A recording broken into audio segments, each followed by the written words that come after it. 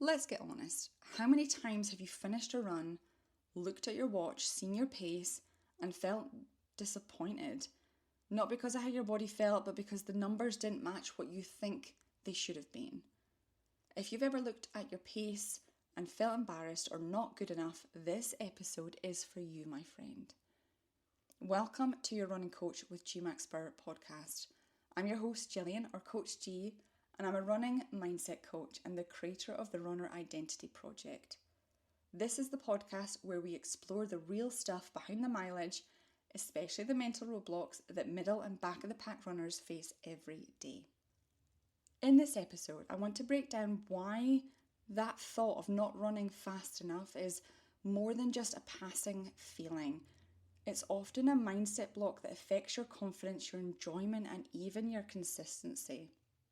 We live in a culture where faster equals better. It's reinforced in apps, training plans, social media, where everyone seems to be smashing PBs every weekend or running at paces that make your eyes pop. They feel so unattainable. So when your numbers don't match that narrative, it's so easy to internalize the message that I'm behind, I'm not fast enough, I'm not good enough. But here's the truth.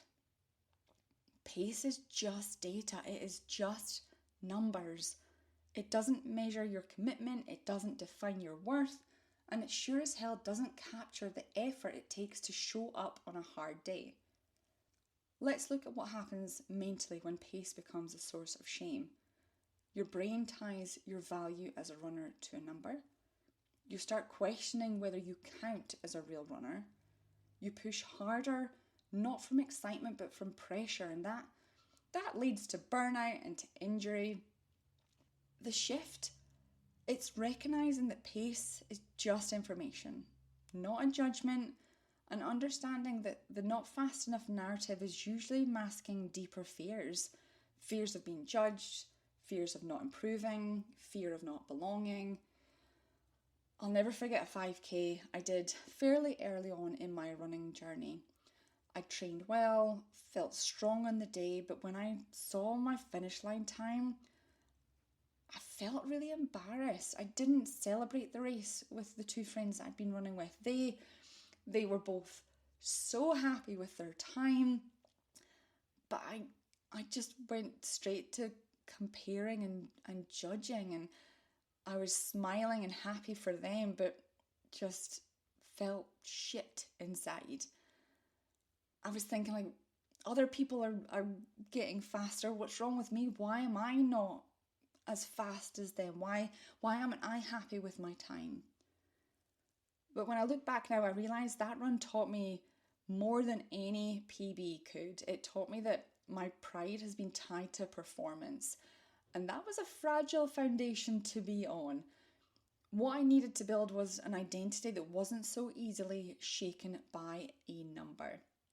Okay, now comes the part of the episode where you grab a pen and paper and I give you some prompts. So go do that or use your notes app. I personally prefer pen and paper. It helps to slow your brain down, helps to slow the thoughts down because your hand can't write as fast as you think. So it's a good exercise in itself using pen and paper. Okay, ready? What do I make it mean when I don't hit a certain pace?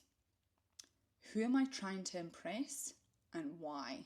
That's a good one. What would change if I celebrated effort as much as I celebrated pace? That I love. What would I celebrate? What would change if I celebrated effort as much as I celebrated pace? How would you show up for your running if you weren't even focused on a number, but you were focusing on feel?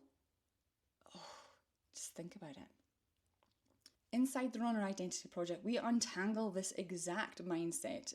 We rebuild your self-worth from the inside out so that you don't just show up for the fast days, you stay proud on the slow ones too. Trip isn't about hitting a pace goal, it's about becoming the kind of runner who knows they belong. If that's what you need, come join us. Link is in the show notes. There's also a link in the show notes to come join our community over on Facebook. It's the Your Running Coach with GMacSpurr group. Come say hello. That's where we continue the conversation post episode. So go out and run strong. I highly, highly encourage you to run a few runs naked, not in the buff, not wearing your watch, not tracking your run, and play around with how you feel on those runs when you're not distracted by what the pace is, what the overall time is. Run by feel and see what shifts for you.